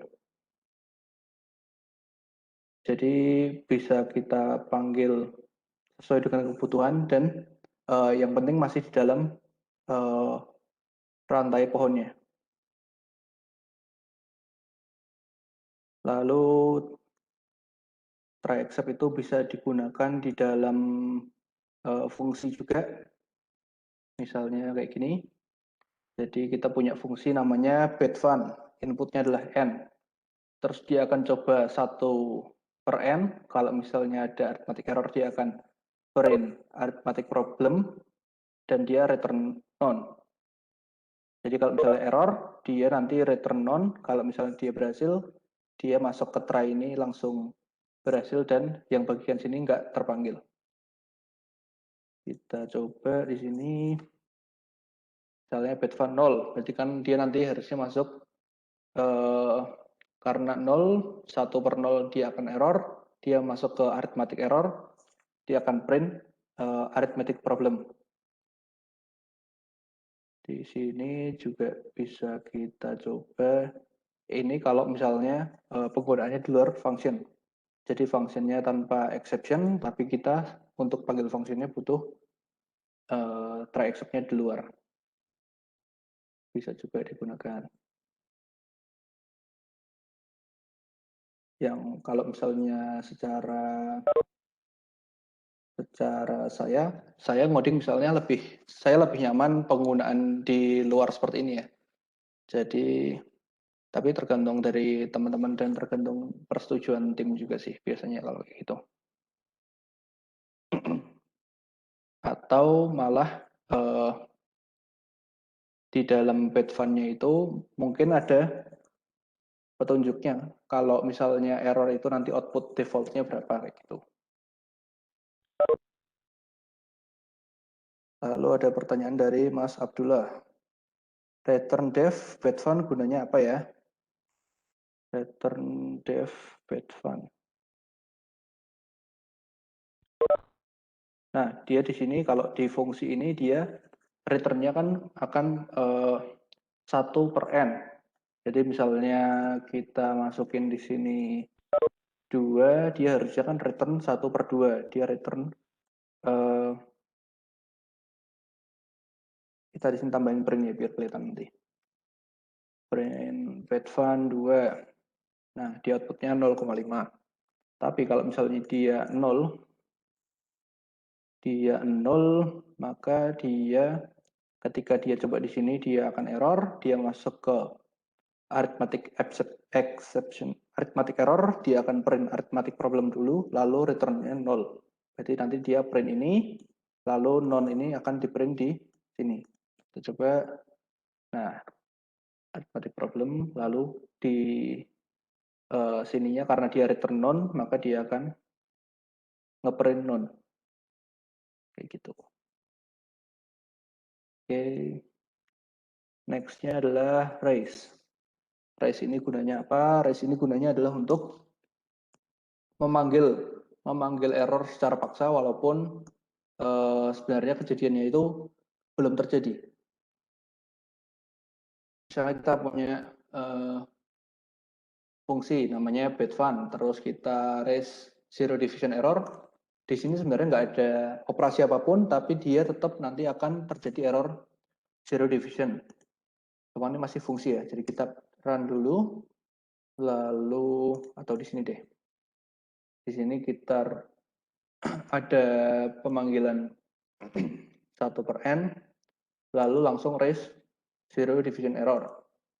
Kita coba, ini jangan 0 deh ya, misalnya 9, 1/9 kan harusnya dia nggak error.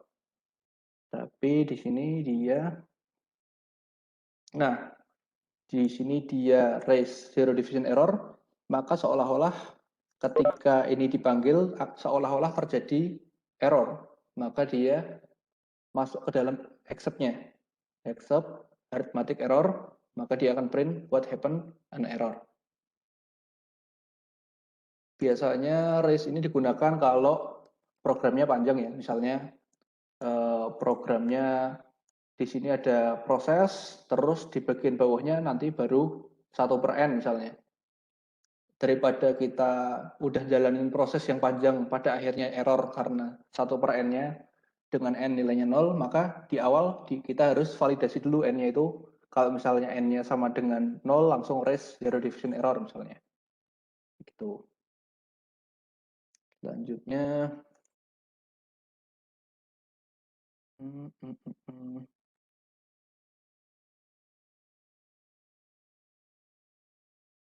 kita coba.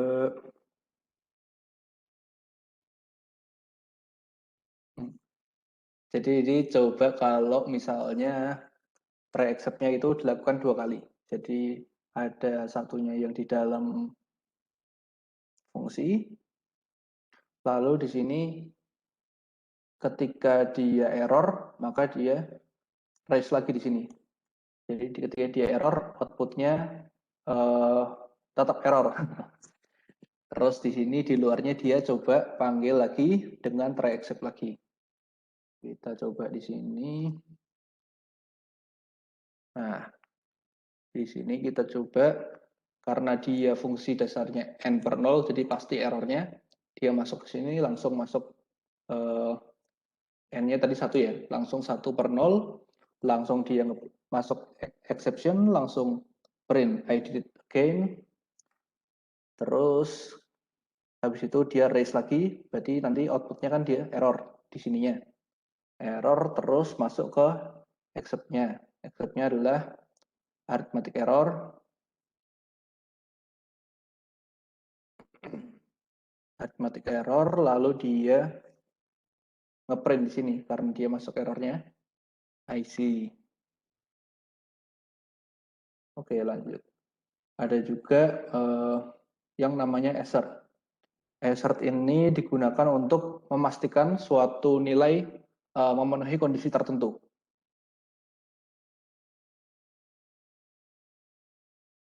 Misalnya di sini kita import math, terus X sama dengan float input user.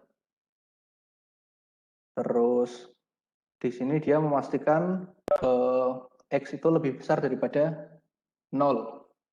Maka di sini ketika dia X-nya itu nanti lebih kecil daripada 0, maka dia akan mengeluarkan error.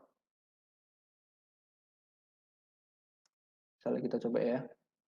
Kalau misalnya kita coba yang enggak error dulu. Kalau misalnya 9, jadi nanti di sini X-nya sama dengan 9, kita langsung masuk sini karena di sini lolos, 9 lebih besar dari 0, dia lolos, dia akan masuk X sama dengan SKRT 9, outputnya adalah 3.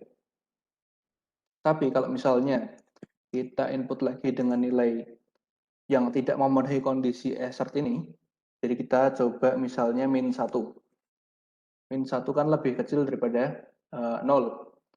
Ketika dia di sini, dia harusnya kan nggak lolos, maka dia akan error. Jadi di sini itu untuk memastikan suatu nilai itu memenuhi kondisi tertentu.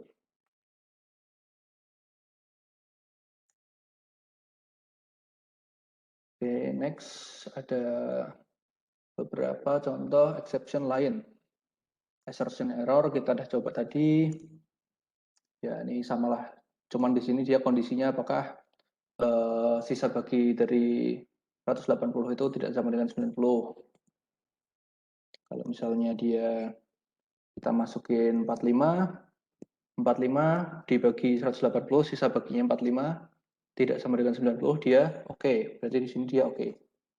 Kalau misalnya kita masukin, misalnya biar sisa baginya 90 itu, berarti kita masukin 90.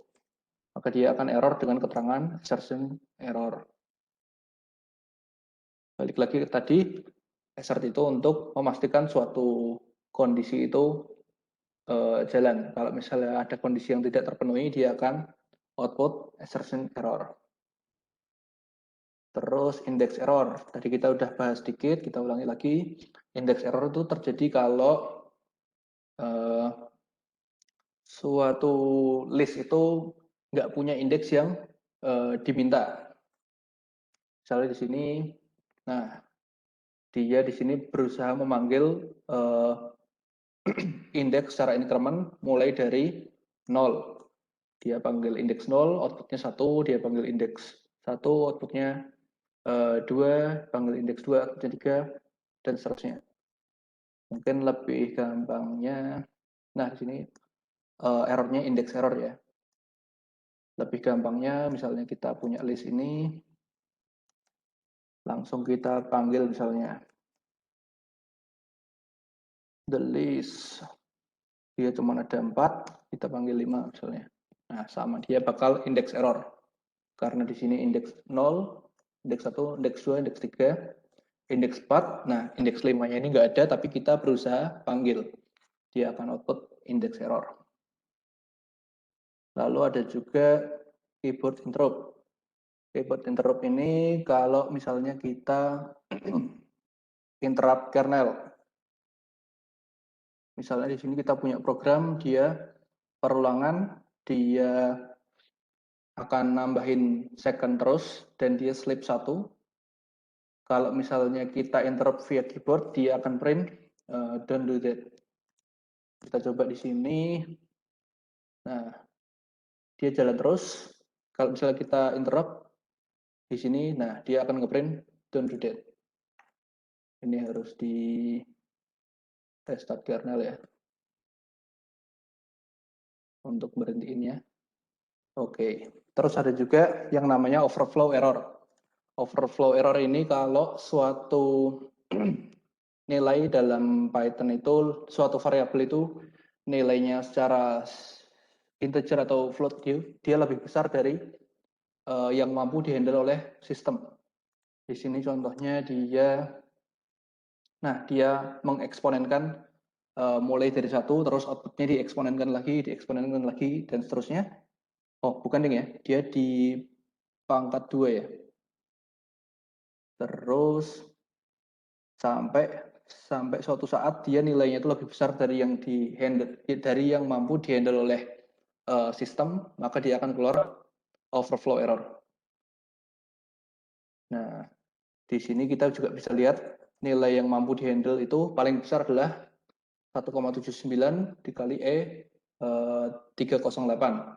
Di sini tadi kita sampai 222, berarti harusnya kan selanjutnya di pangkat dikali dengan 2 lagi dia sampai 444, maka dia akan error karena melebihi dari 308. Ada juga memory error. Memory error ini kalau variabelnya itu memorinya melebihi RAM kita ya. Jadi batasannya adalah RAM kita. Tadi udah saya coba, terus komputer saya hang. Kita lihat aja di sini hasilnya itu kayak nggak tahu nih yang nyoba buat modul ini kok dia bisa mengeluarkan output ini ya. Nah, hasilnya adalah memory error. Lanjut, mana tadi?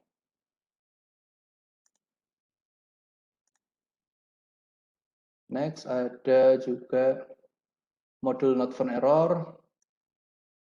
Dia di sini misalnya kita import modul yang namanya abracadabra, di mana itu nggak ada di di laptop saya. Maka dia akan mengeluarkan modul not found error. Selanjutnya ada juga yang namanya key error. Key error itu kalau kita berusaha mengakses suatu dictionary dengan elemen yang nggak ada. Misalnya kita punya dictionary untuk elemen A, value-nya B untuk elemen B, value-nya C untuk elemen C, value-nya D. Terus kita coba. Nah, ketika dia berusaha mengakses elemen D, dia nggak ada. Terus dia akan mengeluarkan key error. Sama halnya dengan ini ya. Nah, ketika dia berusaha mengakses D dia akan error. Yang terakhir adalah terakhir di modul ini ada indentation error. Jadi misalnya kita punya dua perintah tapi dengan tab-nya itu beda, dengan kondisi nggak ada for, nggak ada if, dan nggak ada sesuatu yang membutuhkan tab. Nah, ini misalnya contohnya print udah mulai ngantuk, kami sangat ngantuk. Nah, dia akan outputnya indentation error. Oke, selesai. Waktunya pas banget 20.56. Mungkin teman-teman ada pertanyaan? Rise gunanya buat apa? Rise tadi gunanya buat memunculkan ini ya. Saya tak tarik dulu Rise. Dia memunculkan error walaupun nggak ada, sebenarnya nggak ada error beneran yang terjadi. Nah, misalnya di sini dia ada fungsi yang untuk nge-raise zero division error, walaupun di sini kita inputnya itu 9, 1/9 itu harusnya oke, tapi dia masuk ke exception karena dia di sini manggil error. Itu. Oke, ada pertanyaan lagi? Masih ada 3 menit waktu buat pertanyaan.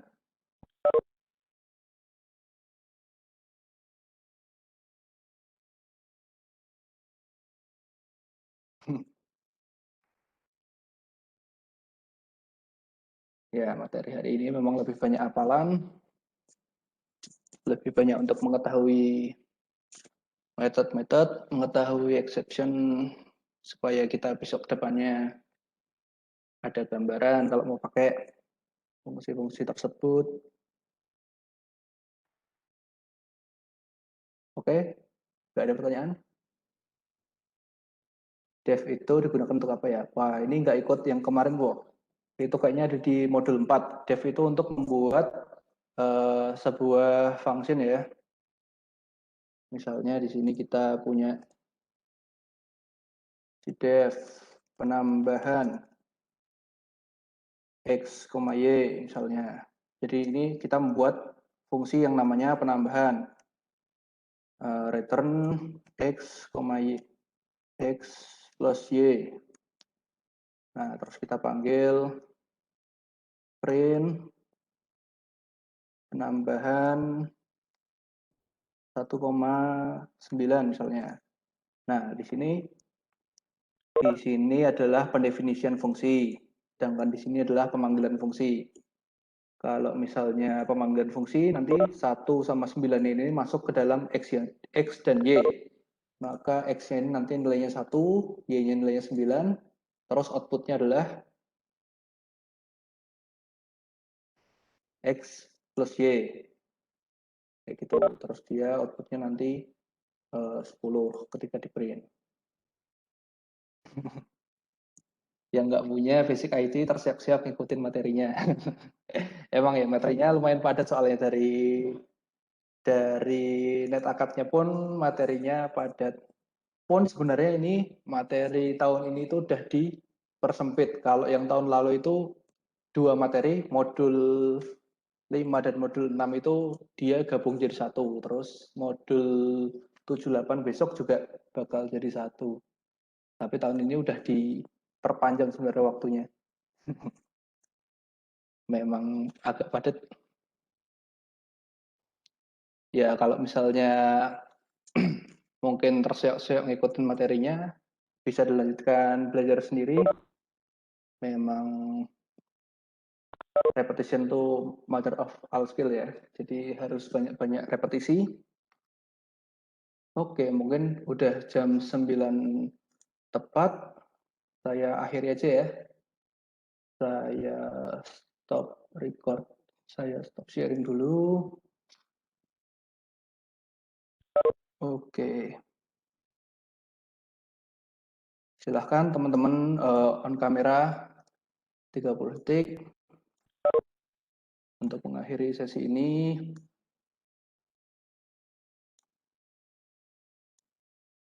Oke, besok mungkin bakal masuk materi object oriented dilanjutin sama Bu Sri Suning Kusumawardani yang dulu mengajar kita pertemuan pertama.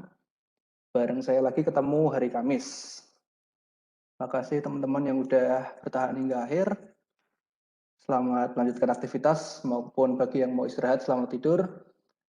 Jangan lupa juga belajar secara mandiri karena tadi saya bilang repetition is mother of all skill. Sekian dari saya sudahi, saya undur diri. Wassalamualaikum warahmatullahi wabarakatuh.